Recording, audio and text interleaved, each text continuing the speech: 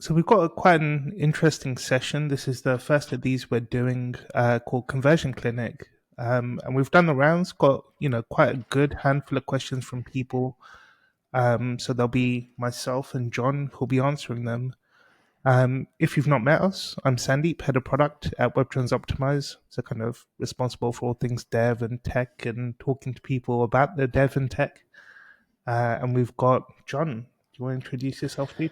Yeah, I'm Jon Crowder. I am the head of digital experience at Journey Further. Journey Further, a performance marketing agency, first and foremost, and we work with a number of brands to drive their digital experience and make it perform better.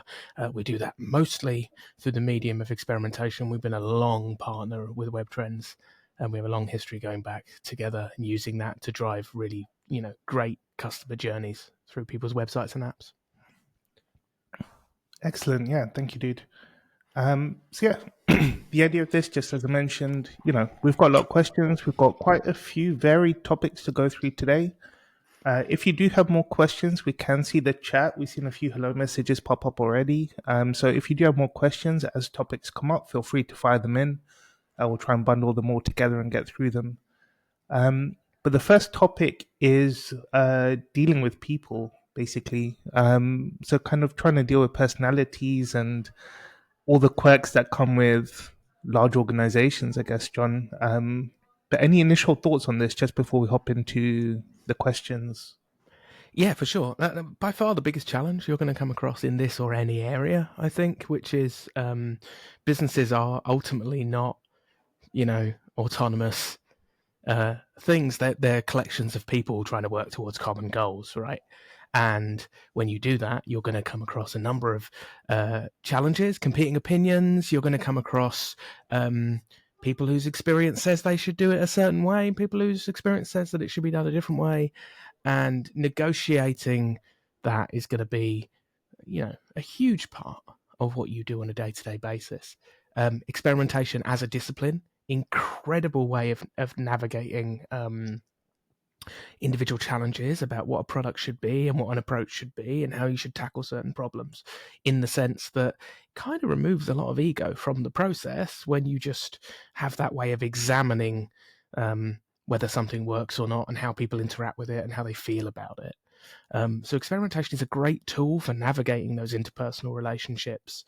Does kind of rely on people believing in the process, believing in the scientific method for solving problems. But yeah, definitely a powerful thing that helps those relationships, I think. Yeah, 100%. I guess me with my kind of developer engineering brain on, it's like the feelings are helpful. The gut feel of something being right or wrong is great. But in principle, experimentation kind of takes all of that away and says, well, let's have data to prove if you're right or wrong. And if Mm-hmm. feelings are taken out of the equation, common goal becomes the objective, right? We want to drive more revenue, we want to get more leads, we want to do something. Was the data telling us, are we moving in the right or wrong direction? And that's, yeah, ultimately good for everyone. I always say one of the most frustrating things is when you work with someone who has been in experimentation for a while. It can be frustrating for people. You will notice they don't really hold strong opinions about a lot of things. No, never. I have, yeah, exactly. I have been wrong so many times. I have learned to not. I've learned to withhold my opinion until I've seen the data, which can be a valuable thing. Yeah, definitely. And something that you just mentioned earlier leads us in very neatly to our first question. This one came through as anonymous, but it's how do you deal with people who think experimentation just slows down the product delivery process? So if you're comparing what would be a traditional method of kind of build and ship features, you have your tickets, they come in, you build them, you ship them, you move on, and you don't really stop to think about what you've done as often as just we've done our research, we think we're doing the right thing, off we go, and that just becomes the way of working. So how do you deal with people who are very kind of boxed into that world? I get it. First and foremost, I get it. Right, um, I get the feeling that this is a gatekeeper. I understand that.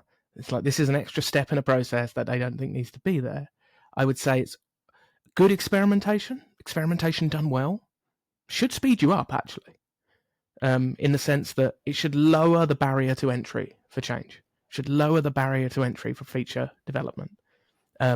You've all experienced the having to get it right first time feel in product development, having to have everything polished and perfect, and that slows you down, right?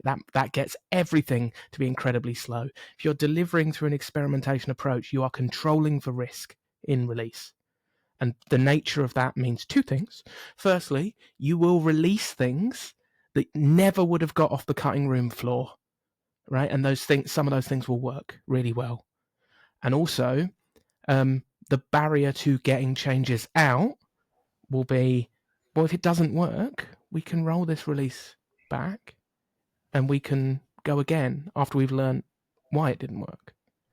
Yeah, I It think should speed you up. but both of those points are really, really interesting. So things, as you said, that wouldn't make it off the cutting room floor. In my world, I kind of look at them as moonshots almost. You're doing something which is really risky, really out there. Most people look at it and say, "Why would you even bother?" But there's something in the research or something as an opinion or a feeling where someone's gone, we really think there is something here. And quite often you wouldn't get enough backing to go and do it. But the whole process of experimentation very often is this kind of hacky, let's throw something together and get it out there quite quickly just to see what happens. So it's not like you're building this feature for 3 months, which in experimentation would be almost unheard of. It's saying, let's build an MVP kind of version of this. Let's get it out there in a week, a couple of weeks, see what happens. And every now and again, these will be the things that move the needle far more than the incremental UX improvements that quite often people get very tied into. It's also worth pointing out that if you experiment by default, when you're putting in this process of experimentation, you are looking at the end result and the metric or metrics that you're trying to measure against. Just going through that process aligns you to outcomes in a way that you may not necessarily do if you're just shipping feature after feature after feature, where your only KPI is throughput. And therefore, you're likely to get better results just by the nature of going through that process, because you are fundamentally thinking, I want this to increase engagement for these users. I want this to increase sales for these users. You are very specifically focusing on outcomes and then linking that back to behavior and how you change behavior. And that, Yeah, in a process, focuses every part of that product development cycle on the outcome. yeah, and I think that's the absolute line. So there's a lot of people who build and ship features based on someone somewhere thinks it's the right thing to do, off we go. And I think course correcting that is quite painful. But if you are the type of team, or if you're working with the type of team who are goal oriented, so they're saying, we have objectives, we need to get more signups, we need to get more of something, and so we are building product for that reason. Suddenly you get to say, well, how much of your roadmap has definitely delivered the goal that you're after? Probably not all of it. Based on the experiments we run, it's not like every single person has 100% success rate. Yep. Quite the opposite. If anything, a lot of experiments fail. And so you get to take that pause and say, these things definitely don't work, or they don't contribute to the goal in the way that you thought they did. They don't really move the needle, they don't do anything. And so if you're going to build another 20 of these features, in all likelihood, it's not going to help you. Mm-hmm. And I think making that distinction very clear to people, for me at least, has been the way to go. This is the right approach to take, as opposed to just build and ship and that kind of traditional product delivery way of working. And also, let's just look at like org sizes, right? Like, there's different ways to approach this, and different departments in those orgs, right? If you are, I don't know, if you're like startup tech business that's scaled and is now enterprise and is now, you are Spotify, for example, your experimentation is part of your release process. You don't really even think about experimentation very much. When Spotify talks about running thousands of experiments over the process of a month, what they're talking about really is that they've shipped a bunch of features, but every feature that has been released has been flagged as a feature flag and has metrics associated to it by default. And they are running, a series of multi-arm bandits with all of those features to understand exactly what the right combination of features is to drive in-product engagement, drive up user retention, whatever the metrics that they're measuring are. They've got People holdout finding groups. good quality indie music definitely should be one of those. Yeah. Yeah, exactly. Less landfill indie, but no, they're working towards that. But those product teams aren't thinking about experimentation in the way that a fully from first principles experimentation team would think about it. They're thinking about products and releasing products, but they are getting the benefits of experimentation through that release process.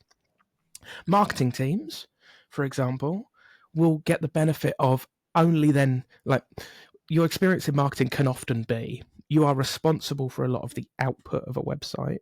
You're responsible for bringing traffic to a website and getting it to do something. But you don't have direct control over a lot of that website. And then to get changes through that website, you have a ring-fenced bit of dev that you get to use. How much more beneficial for you as a marketer would it be to only feed stuff to that dev team, that ring-fenced amount of dev that moves the needle, to be able to give that to a dev team, and at the time you give it to the dev team to say, this change makes us X £1,000 every year, and therefore I would like us to do this one first, and this one next, and this one next. Yeah, therefore it's worth your time, right? For sure. It's a cost, whether it comes out of your budget or however it gets to you. It's a cost to use that person, get them to do things that help. I think that principle is really solid. Yeah, and it's good commercial sense, right? You're gonna end up in a situation where if you do the feature ship endlessly and you don't move the needle, eventually someone is going to say, well, your budget is now shrinking because we haven't made the money we thought we were going to make this year from this project. Yeah, definitely. And that, it's your responsibility to contribute as you should do. There is an interesting second question then, related, especially to this kind of idea of people who are very embedded in the decision sciences. This one's come from Samantha. And he says, the biggest challenge for CRO today is the lack of understanding behind the decision sciences that's involved. The older the company, the slower they are to adopt an empirical research and digital innovation, strategy and approach. Is this something you see, first of all, where you're kind of working with very established businesses who kind of look at the approach and say, do we really need to do this? And I guess is the answer the same, the same as what we've spoken about, kind of trying to pull people back into waste and strategy and value and all these kind of core principles, I guess. I think there's 2 points to that. One, I would say there are definitely different maturity levels for experimentation in businesses, 100%. We've all seen businesses that have made changes which feel nonsensical to, and you look at it and you go, why have they done that? That's insane. And it's like no one likes it, no one appreciates it. And if that had gone through an experimentation process, both finding that out and reversing that change would have been so easy. And they definitely didn't. You see that as an end user, right? As a user of those products. And then equally, you see the incredibly invested, people who genuinely believe in that as a decision science process, where the CEO of the company will be saying, what were the test results? How's that product performed in its pilot phase? That sort of stuff. And everything in between those two, you experience. I think there is a small education challenge, but I don't think that's the whole pie. I think it's on us as practitioners to simplify the process, simplify the outcomes. I mean, you don't, for example, if you buy and implement Optimizely, to run A/B tests or buy and implement Webtrends to add A/B tests. You're not trying to teach them about Bayesian statistics first, right? Because that is a very specific piece of knowledge for a specific practitioner who has a deep specialism. And actually, for most people's experience, it doesn't matter. That does understanding that won't get them any closer to the answer they actually want, which is, did this work? Is it better? And can I believe it? So there's a bit of that, right? And I've seen it described in many, many ways. I'm going to paraphrase Georgiev, in that people don't have to understand flight to take an aeroplane. They still believe it because they get where they're going on that plane. Yeah, the kind of proof is in the pudding, I guess. For sure. In the same way that I don't know how to make a lot of the food I end up buying, but I trust the process and I trust the taste at the end of it, Yeah. and that's very often good enough. And I guess it's just a disparity when something is very new for a business and you're saying, look, we don't understand it and therefore I don't want to do it, versus something that comes very naturally, like eating, and you go, well, I do trust the process because I've seen the output often enough. And quite often, I think just being able to prove it, I've seen so many cases of someone has just gone out and run something as an experiment, come back with information, and that's been enough for people to pause and stop and think and say, that's actually quite interesting. This performed way better than we thought it would. Or we thought this is going to be the most amazing thing. How come we're not seeing that in the results that you've got? And the second people stop to ask questions, you've got them. In my experience, it's the people who don't ask questions that's the challenge. So it's how do you make people think is almost that early day question. It's great as well. Like we just recently onboarded a e-commerce brand that sells homewares, right? And they, I've seen them in a process of a few weeks going from, well, this is our roadmap for development for a website, to we think we should test this because it's an unresolved question we've had for a while. And that's so encouraging to see. And all it took was running a few A/B tests, going through that process, feeling it out, and seeing what that feels like. And for them, that process will have been, they saw a change go live on their website. They saw the data associated with that change as it was happening. They saw the outcome of that change when that test was concluded. And they were like, wow, that's incredible. We don't get this data from anywhere else. That's This it, is yeah. this is controlled. Experimentation really is unlike anything else I've seen. And quite often, because of that, it becomes a hard thing to explain to people who have been around for a long time doing this sort of thing. Mm-hmm. But you don't get numbers for old and new side by side today from Yeah. anything else. You don't get that from cohort analysis in Google Analytics after you launch a feature.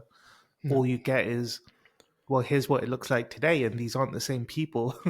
Yeah. They aren't here for the same reason, but this is as much as we can observe. So, And yeah, we've had so absolutely. many conversations in the past where people have gone, here's the analytics tool I have, and I'm trying to find out, did this change we made on the website work or not? And I'm like, cool. Well, we're looking at this. You can see this is the number that it's producing since you put that change live, and this is the number from before. But it's Black Friday this Friday, and we're getting closer to it. So how do you know that the change is not increased interest in the marketing you've generated because it's a heightened period of purchasing? And they're like, oh, I don't, right? And so the right answer is always, we can A/B test this, and it will give you a clear answer because it's eliminated all those outside variables, right? The heightened marketing is happening in both the A and the B. So Yeah, exactly. And you can still study it with and without people who've come in from those channels as well. mhm. But yeah, absolutely makes sense. The next topic, which again is still kind of very much related to this world, was around scaling. And the question comes from Vignesh, Mhm. and it says, although there's a lot of questions he could ask, scaling experimentation and tool democratization. So the goal is to enable more teams especially non-technical ones, to set up and manage experiments individually and independently, without compromising quality or making things way more difficult for them than it needs to be, right? Hmm. So kind of no crazy complex stuff, but we still want to get solid things out the door. And it's the balance between self-serve tooling and practices, that's the challenge he'd like us to address. Okay, I'm consulting with a SaaS company in the US on this exact challenge at the moment. So yeah, great to speak to this one. So there are a number of, you are right, it is about finding a correct balance because you've got different users in different roles at different levels of maturity. Um, but there are a few things I would say that are going to be useful to you. One is your business should have a view on the right tool for your tech stack and get behind it and implement it well so that your answer for a challenge or a question that might be, oh, I want to do experiments in my owned app or in my owned area of a website or whatever that may be, um, should be clear and loud, and it should be, it's this tool used in this way to deliver these outcomes. The moment that opens up and you're asking people to do their own scoping, you've introduced a phenomenal level of challenge that doesn't need to be there. Secondly, try and, where possible, centralize your planning frameworks and tools. So you will often hear this called by different experimentation businesses around the world. You will hear this called something like a conversion operating system, something like that.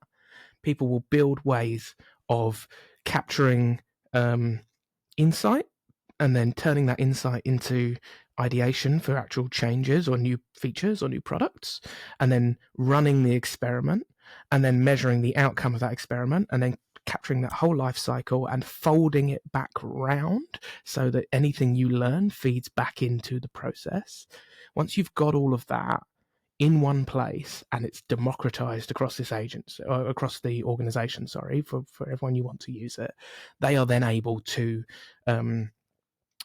work collectively in that system, but also you're aggregating that data, that institutional knowledge, all of that stuff. It's coming together. It's really good. Make sure you've got that in place. A couple of ways to do it. There are services that sell it off the shelf. There are also ways you can build that with tools that you may have already in house for project management. Get that stuff in play. Then you probably need as well, for some of your newer people or less experienced people or people at a lower level of maturity around experimentation, you probably need some form of education within the organization. There are places, again, you can buy this off the shelf online. There are also, I know, businesses that have set up LMS, learning management systems, in their company that already have this for like different areas of their organization. Like, this is how they train, for example, people on their legal processes and all of that sort of other stuff. And then you also just have a section in there which is about product and experimentation, and in that section you have all of the foundational building blocks that you need people to know in order to build out experiments across an organization.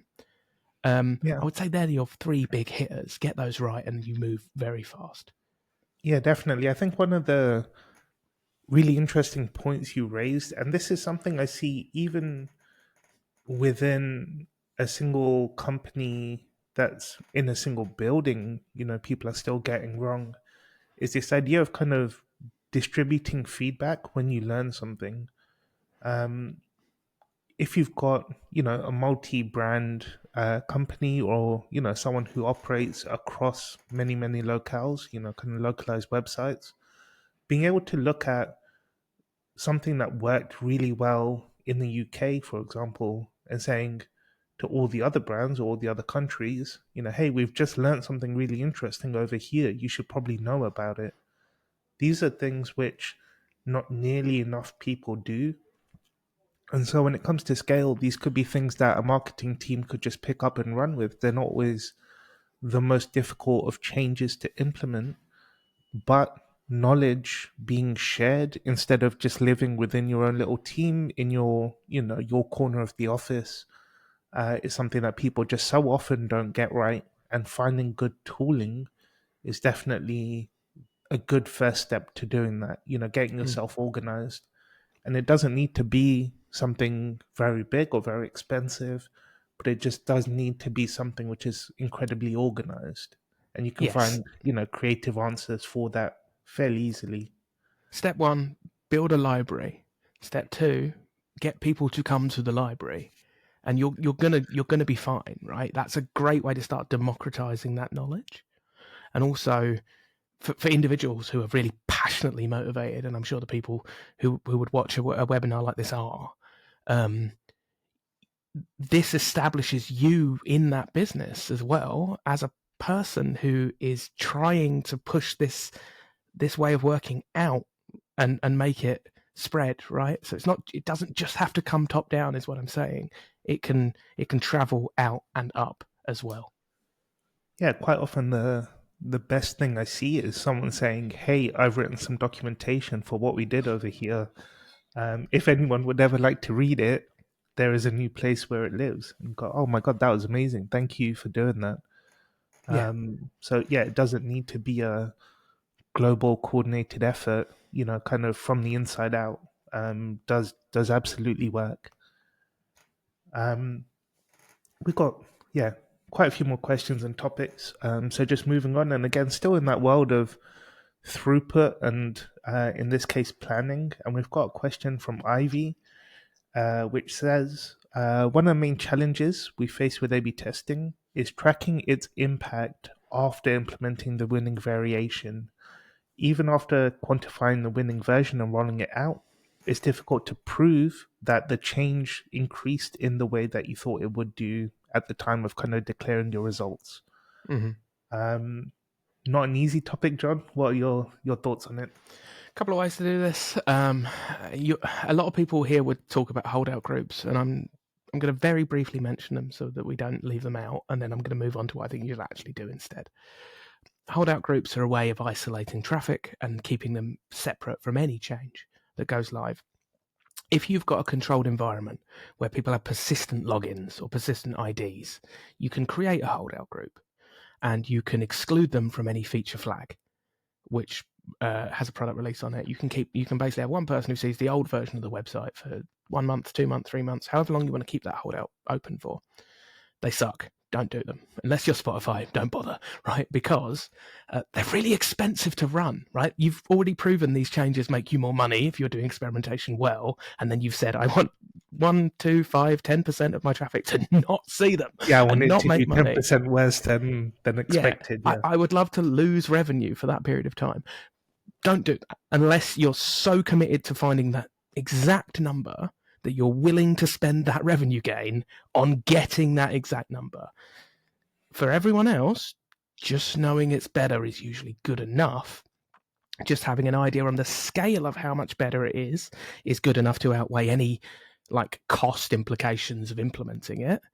So, for example, a change makes you a projected, extra 500,000 over a year. The cost to actually develop it, as long as it's way under that 500,000, probably fine, probably going to work out fine. It's also worth saying you don't live in the experiment environment, and so after products go live permanently to a traffic set, there are going to be variables that influence the way that it performs and behaves, and that's why projections are inherently flawed in terms of their accuracy, because you can't model for something you never saw coming. And therefore, I always use the example when we talk about this, that anyone who modeled their financial projections for 2020 was wrong. They were all wrong. Every single one of them. Not a single one of them survived that. So, you can't predict that. Don't try. But your relationship with the business should be such that because we go through this methodology of proving things, we know it is better, and therefore the aggregate of all of this performance improvement over time leads us to a place where we are performing better compared to the previous process we had, which had a lot of waste in it. And therefore, that is why we do the things that we do, and it justifies the cost of all the tooling and things that we use to do that. And not the relationship should not be because I ran experiments, I made the company £7 million this year. you will see, as you release changes, that the impact of those changes, even after a period of controlled testing, tails off a little bit, drops off in power. And there's not only is that happening as a noted effect, but also over time things are changing in your environment as well.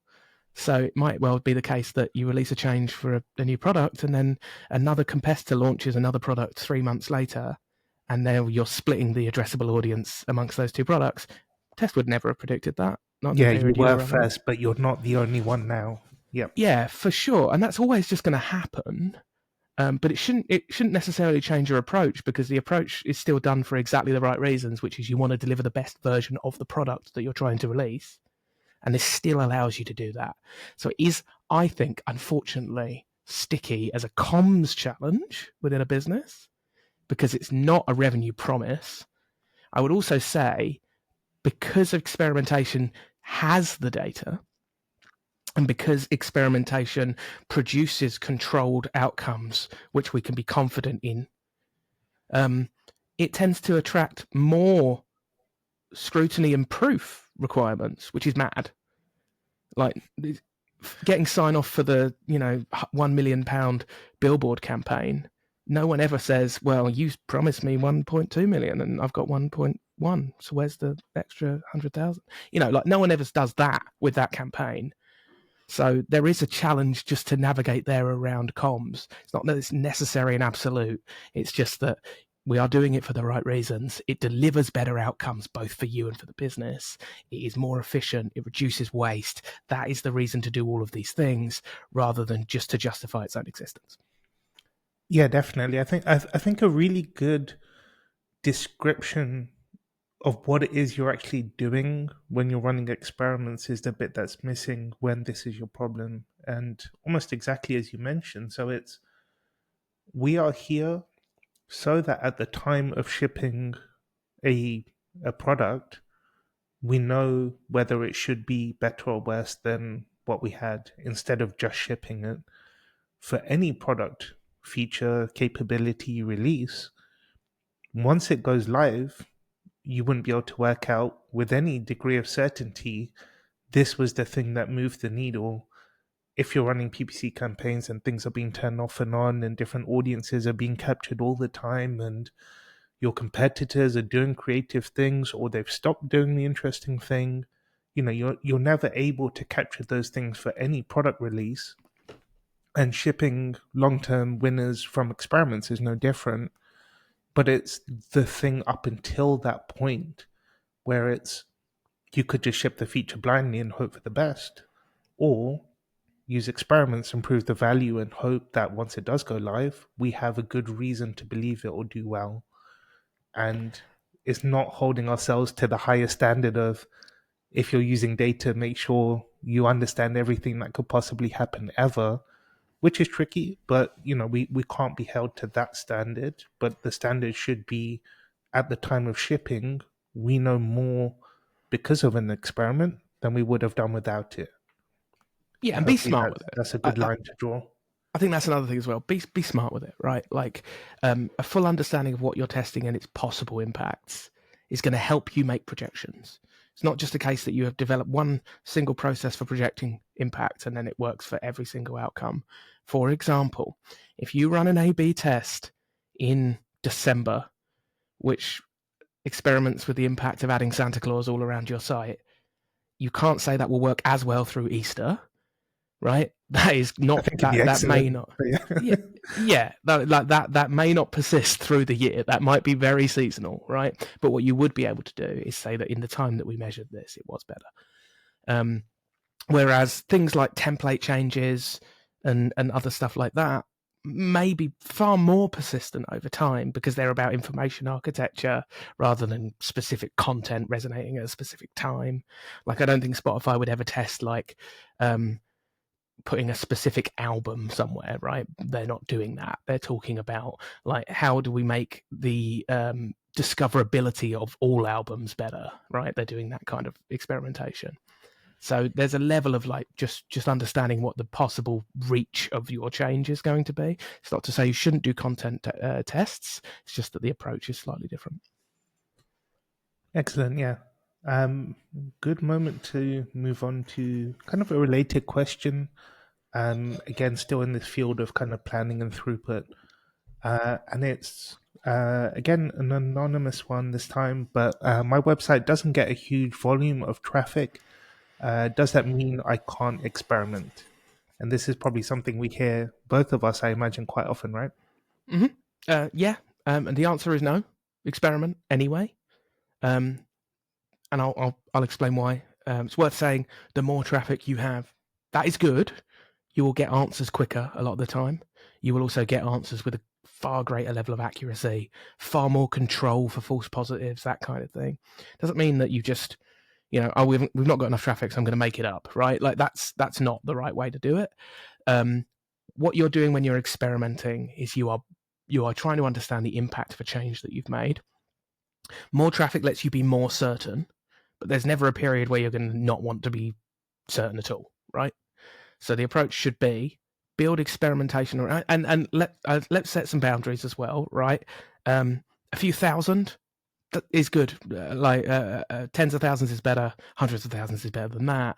If you've got like less than 100, just ask them, just phone them up, right? Like you probably don't need to run the A/B test, right? But You probably provided do a you've lot better actually just getting on the phone with them at that point than you would from any experiment you run as well. Yeah. for sure, right? Like save yourself some time, just phone them. But like for traffic's, that's in the thousands or higher, an A/B test might be a sensible option. So yes, run that. You're probably going to have to do things like accept lower levels of statistical confidence. You're probably going to have to run for longer periods than you would like to. And therefore you might want to adjust your strategy as well to like run experiments in parallel and some other things like that. But it's still absolutely worth doing. It's still going to help you measure the big changes. And also, when you start to develop that product and you start to make money from experimentation, improving your conversion rate, improving the performance of your site through that delivery process, you will then be able to plow that money back into driving traffic. Yeah, definitely makes sense. One of the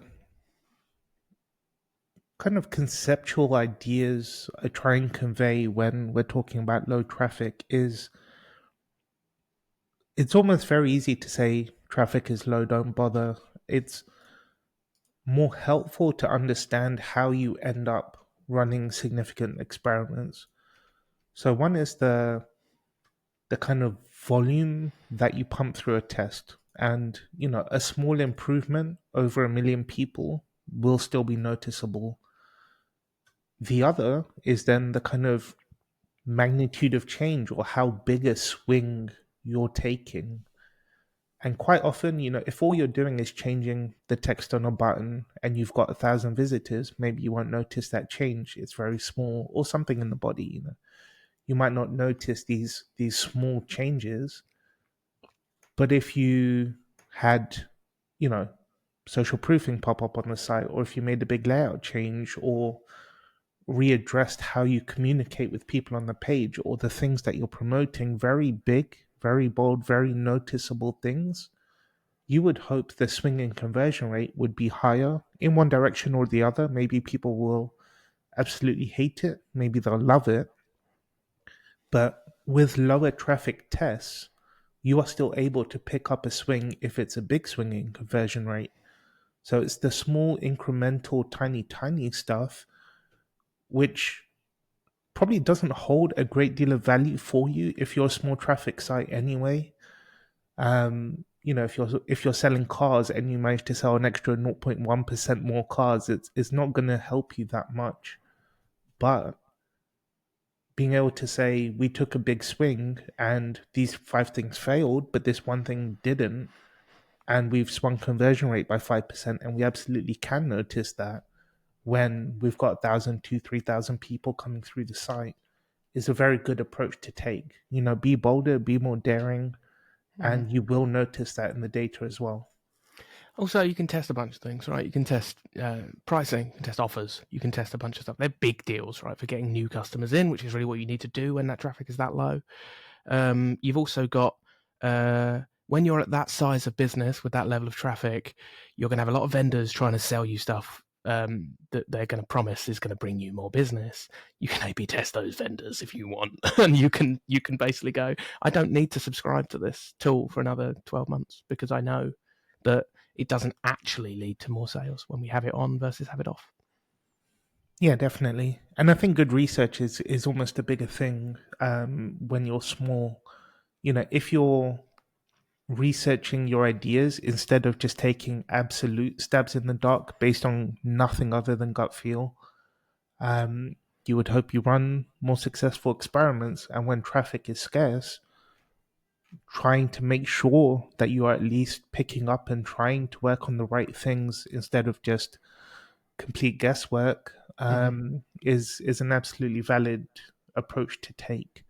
And on that topic of UX workshops, there is a question very specifically about it, which is if I could only run one type of research or study or workshop, what would you be putting your time towards? Talk Don't to know your if you've got any customers. thoughts on this.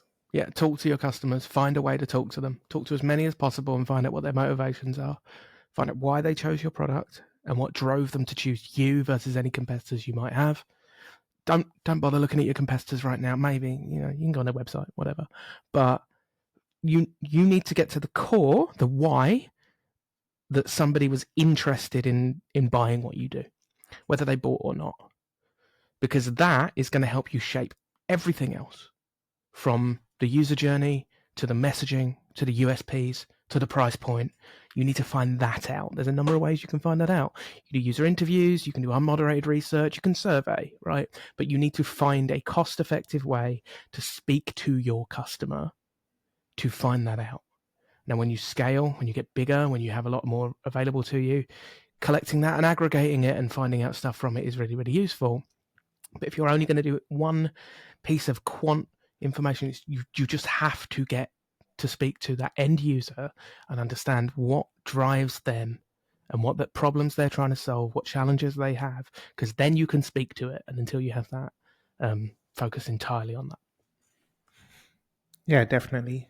Um, that's absolutely the same advice I'd give. So the one thing I'll say by comparison is, if you could only do one thing, that probably means you're quite strapped for time. Um, Addressing that in itself is probably a valid concern because why would you want to not research enough and still keep building stuff? But if you're only doing one thing and time is a problem, don't pick up things that are very time intensive. A lot of people will run towards a heat map and say, "Oh, let me just have a look at how people are browsing and maybe I'll work something out." And that's not addressing, as John quite rightly says, the core thing you need to know. Why are you here? What made you buy? What made you pick us? And what almost wouldn't have made you make that decision? What things are pulling you back? And if you learn those things, you could look at any area of the site, of the app, whatever it is, and say, people came to us for this reason. How can we make sure it's clearer for the people who didn't pick up on that message? People are going to walk. People will walk through UX and UI hellfire for something they really want, right? And so finding out what they really want is the thing to crack, and then you can crack everything else, after. But that's the one thing to crack. Like Amazon is not short of customers, right? It's not the best UI in the world. It's not the best UX in the world, but they have a really developed and compelling infrastructure for delivery. You know exactly when you're going to get the thing that you want. You know that you can compare its price to other things. There's a bunch of information on there that is built into the core Amazon proposition that is not UX and UI elements that is what drives that business. Yeah, absolutely. And yeah, again, plenty more topics. I think it'd be good just to step sideways a little bit. So we had an interesting question on data and analytics come up from Marco, and it's probably something you guys use quite a lot, and so you're well equipped to answer it, which is when to use sequential testing with pros and cons and some example use cases. If I remember correctly, and this, if Marco remembers correctly, Georgie Georgiev, a second mention, said you should always use it. So if we, pause at that bit of the question, I guess, pros and cons, when should you use sequential testing? It's good, sequential testing. It's and yeah, I am a believer that it is a good way to run an A/B test. I feel like you It need to say that with an Eddie Murphy voice of "I'm a believer." that's right. But no, it's a good framework. I would say it's good because it's faster and it delivers faster outcomes. Time to decision is shorter when you use sequential testing compared to like frequentist or something like that. You also are controlling for some false outcomes through its methodology. Should you use it for an A/B test if it's available to you? Yeah, I think you should. I also think don't get too hung up on the frameworks, right? Like it is not the core challenge to crack. Pick a framework, and I think sequential is a great one, and go with it. And it's a great one because you can do it with less traffic faster, right? But pick a framework and go with it, and then build every other part from that. But don't get hung up on have we got the right framework because it's the wrong question to be answering. And so yeah, that's probably the best summation of my view on that. Excellent, yeah. And if your testing tool does not offer it out of the box, which is the second part of this question, how would you adopt sequential testing? And this is absolutely something you guys are familiar and comfortable with, right? Yeah, we've used Analytics Toolkit in the past. That's a Georgie product. You can find that online. I'm sure there are others out there, and you can integrate that with a lot of testing tools natively. Like they've got API connections and things like that. You can absolutely use that if you need to. I also think as well, like for a lot of problem solving, what you have in your A/B testing tool is probably good enough for a lot of people as well. So, I mean, yes, integrate it if you're really diehard about it, you really believe in it. But for the time being, you're okay with a lot of what you're getting from a Webtrends or a stats engine, right? They're all acceptable ways of measuring the outcome of an A/B test, and that is not often a hurdle that stops a lot of businesses from testing. Often the hurdles are completely different. Often the hurdles are like, we don't understand it well enough. We don't understand the benefits well enough. We don't understand the methodology well enough. We think it's bad and slow. And those are the things that need solving more than specific frameworks. Yeah, absolutely. We're going to step sideways a little bit into kind of more techie and dev-focused questions, and we've got a couple of these. The first one is, why does everyone say to avoid GTM for deploying testing tags, but it's fine for everything else I do? This is probably one I could pick off and answer quite clearly, and the simple answer is timing. If you are trying to just measure behavior, which is what a lot of the pixels and things like that, which will pop in GTM, do, it doesn't really matter when you track that behavior. As long as it happens before the user leaves the page, you're fine. With testing, the one thing we don't want is content flickering. And GTM is async by its usual implementation, at least, which means it hits the page on a delay. And so if you're popping anything in there, which changes the visuals of the page, and testing tools absolutely are doing that, that is also happening on a delay, not because of a testing tool, but because GTM is asynchronous. So it executes on a delay of some sort. If users see the old page and the new one, there's this kind of dreaded content flickering, and we don't want that. It's bad for Google performance scores through Lighthouse and these kind of tools. It's bad for users if they're about to go click on something, and people are normally quite quick, especially when they know the site. And if the thing they're about to click on jumps or moves, it's very, very bad for user experience and conversion. So in a nutshell, this is absolutely the reason why you should be avoiding using GTM. Is that clear enough, John? I guess anything. I have nothing to add to that. You create flicker and race conditions and it sucks. Don't do it. That's yeah. Absolutely. Don't do it. There's one thing to take away. And yeah, we've got another question from Ivy on dev. So another challenge is the development work required to set up an A/B test. So even for simple tests, they find themselves needing developer involvement quite a lot, which then means we've got to prioritize their time and your request versus everything else the dev's got to do. If we pause at that bit of a question for a minute, this is a challenge, right? And an increasing one, I guess, from what we're seeing. For sure. And it's often an artifact of like progressive JavaScript frameworks and things like that, meaning that dev involvement is more likely, right? If you have content that loads after the initial page loads, then that's when it's really, really helpful to have someone who understands how to check for that and make a change when that happens, and the dev can really help with that. It's worth pointing out at this point, I know a really good performance marketing agency who can help you with this, right? So DM me if you need help. Yeah, it's good to have people with that level of technical knowledge involved, and it's often an artifact of the language that the site is written in, or things like that. And there's really good reasons for using progressive JavaScript frameworks, right? They're lighter weight, generally speaking, overall, because you don't have to reload all of the content every time you change something. There's good reasons for doing it. And therefore it's not something that we're going to get away from or change. A lot of testing tools are built pretty well to be able to help work around this stuff, but still you are likely to run into areas where knowledge of HTML, CSS, and JavaScript are going to really, really help you.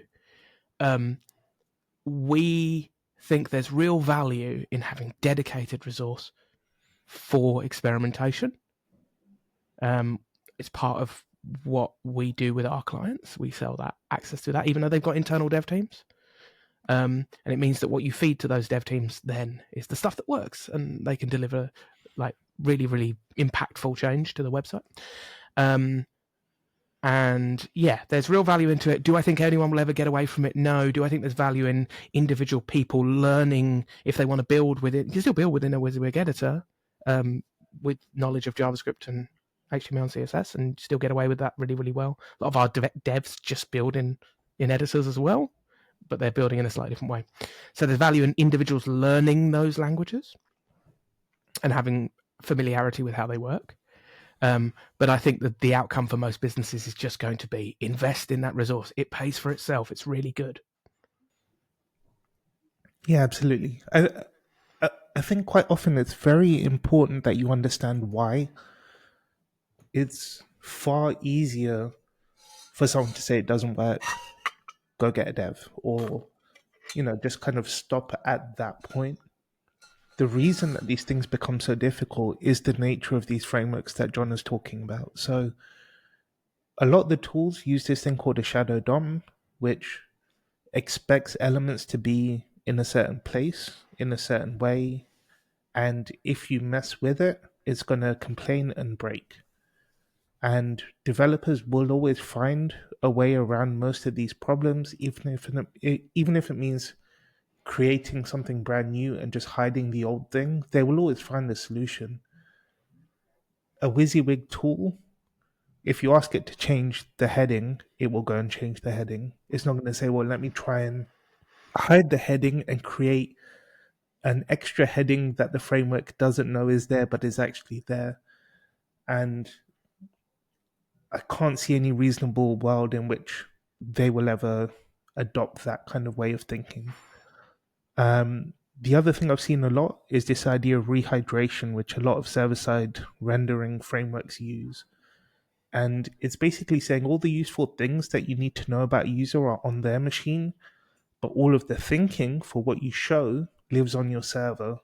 So a user will be delivered a page, and it will say, one of your top components might be, are they logged in or not? And so you'll grab their cookies, you'll go back to the server, and it'll say, oh, they are logged in. Let me give you something different instead. And the page will rehydrate. And the thing that comes back might have some more of this logic that says if they're this type of user, there's another split in decision making for what they see. At its worst, I've seen 15 of these rehydrations where things are going backwards and forwards between the front end and the server as extra components pull in and extra bits of information are being fed in. For any non developer to pick up on 15 times the thing that you're trying to change is being fought back against is incredibly challenging. And a lot of people will lean on things like server-side testing for that reason through a developer and just say, you own the framework, you own what comes up in this box. We'll just tell you you're in the variant and then go do it on the back end instead. But even as a front-end dev, you can deal with these things. It is just incredibly painful, and modern JavaScript frameworks do not make this easy at all. And quite often that's why you end up in the situation you do. Some of the tooling will solve the problem. We've got things in our Webtrends Optimize product that deals with rehydration. It is something we manually configure and work our way around. It's not easy, but there are answers to these things. They're just not easy. So, use free trial periods, make sure you talk to people, get tags configured properly. There are answers to these things sometimes. It's just unfortunately not easy. And anyone that says it is are probably lying to you. So healthy degree of skepticism, I think, is always good. My answer is call me. We'll make it work. Come on. Yes. Yeah, exactly. You don't need to worry about it. Just talk to us instead. It's great. Yeah, we've got incredible devs. Oh, you absolutely do. Yes, I can definitely attest to that.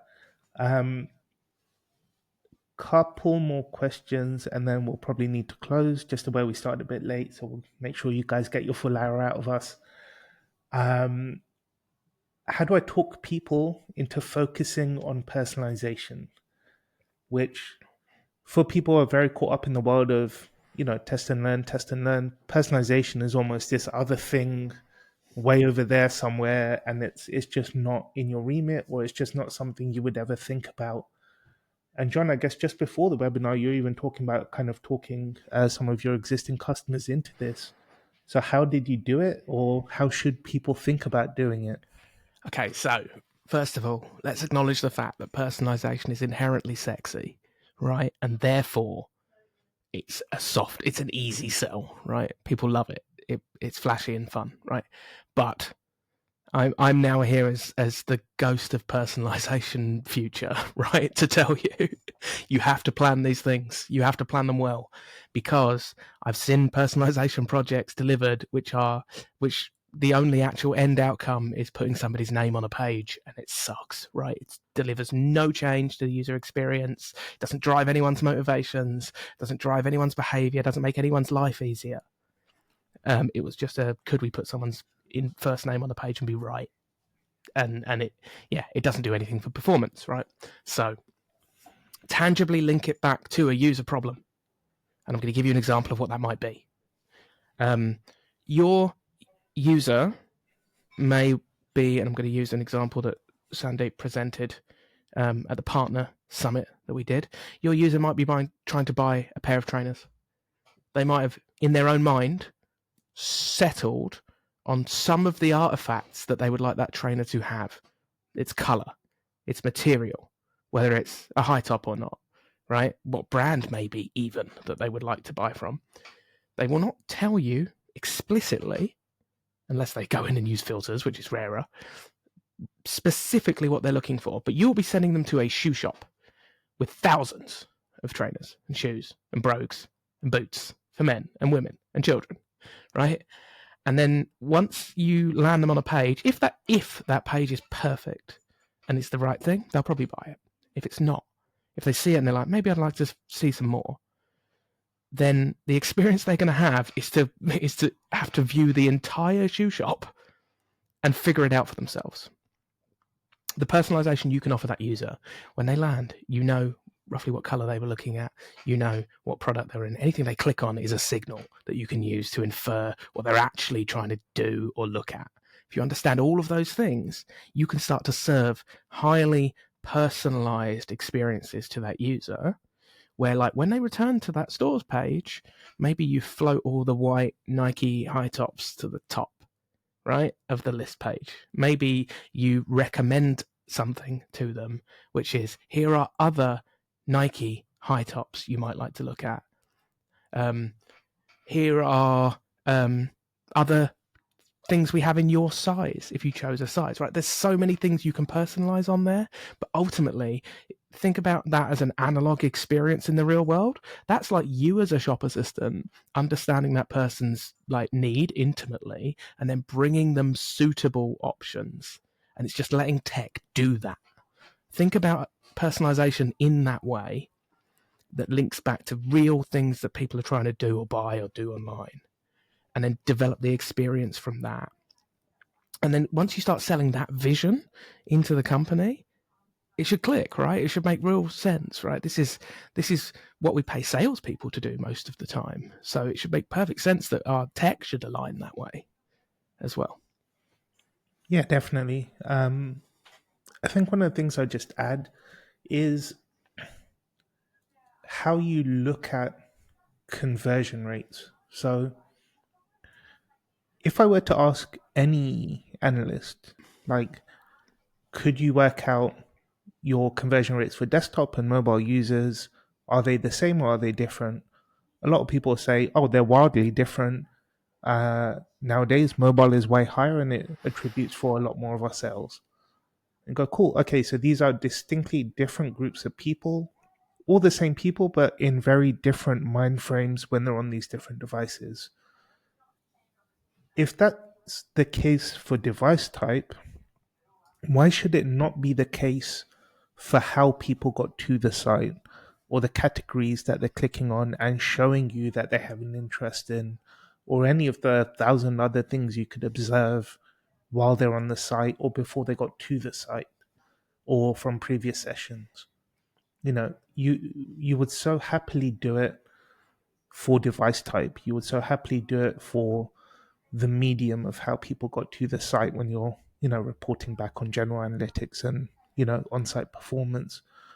And yet when it comes to anything personal to the user, people quite often go, oh, that's personalization, let's not go down that road.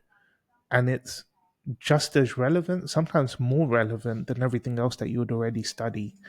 And instead of taking this generic average of our mobile conversion rate is 8%, it's like, well, of that 8%, how many people have heard of the brand or haven't? How many people are home or business users? What about people who are experts in golfing or brand new to it? If you're able to segment these people, you'll find, again, they're wildly different. The things they need are different. Their behavior on the site is different. The performance is different. The things they should be shown are different. And it's just that slight shift in mind frame from thinking about campaigns and devices to personal attributes about a user.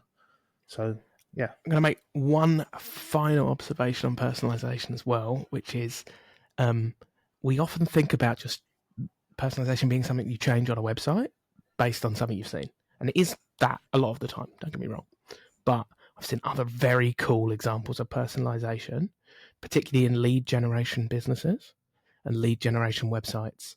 Or think about like booking a test drive maybe for a car, right? That might be another example where the personalization has been aggregating the analytics around what that person has done and then passing that along to the salesperson that they end up with, right?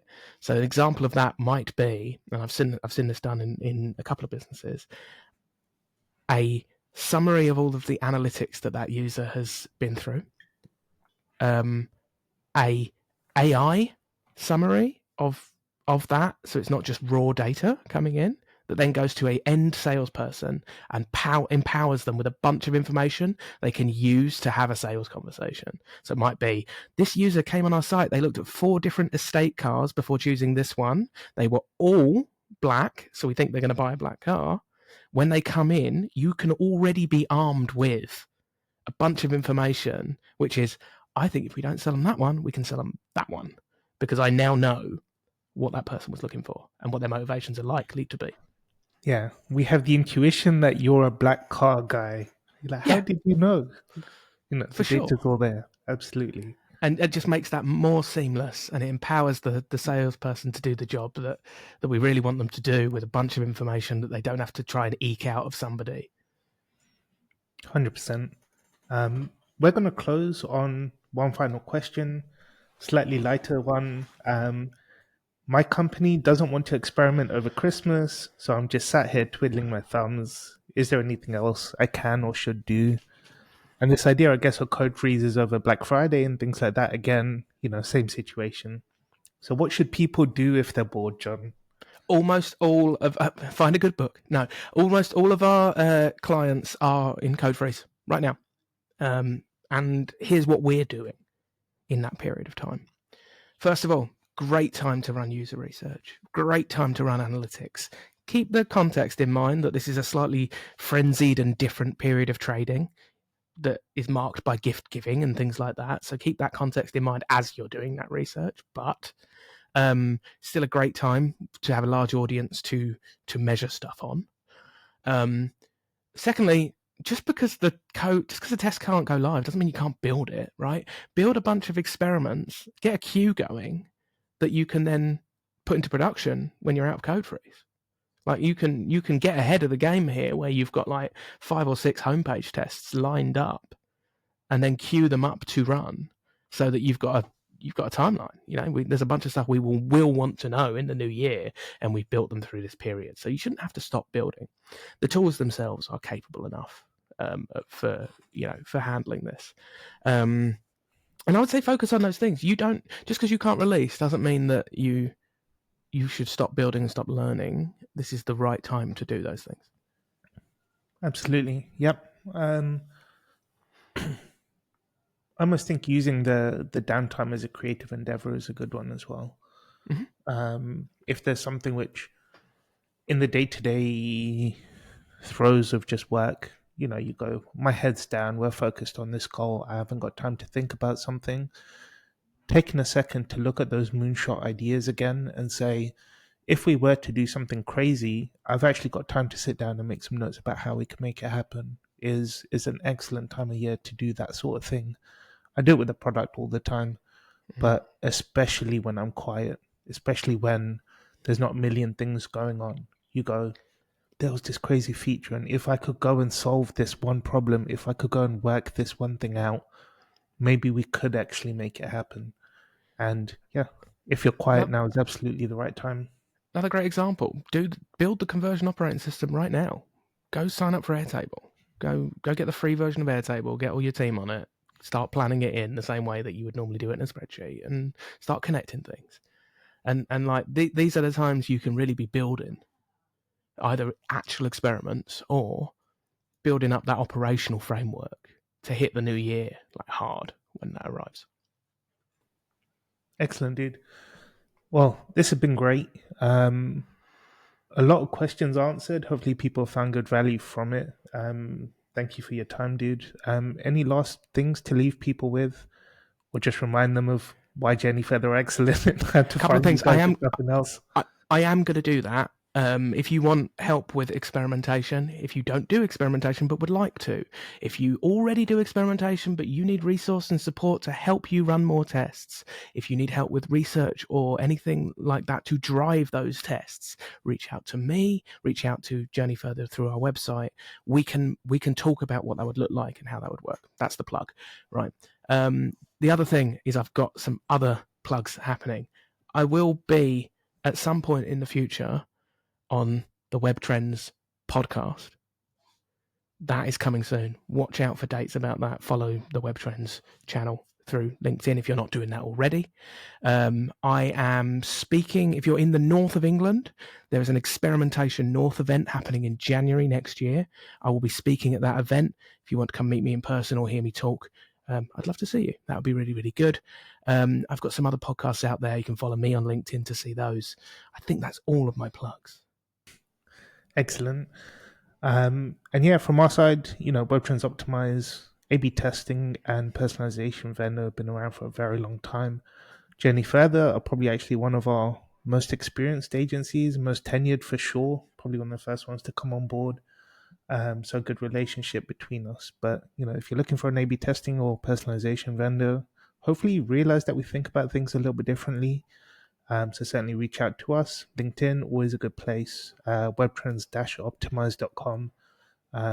Otherwise, free trials and everything you need you'll find on there. And yeah, I guess until the next one, if you do have more questions, feel free to throw them our way. We can always do another one of these. And hopefully you found it useful and valuable. And yeah, catch you guys later. See you soon.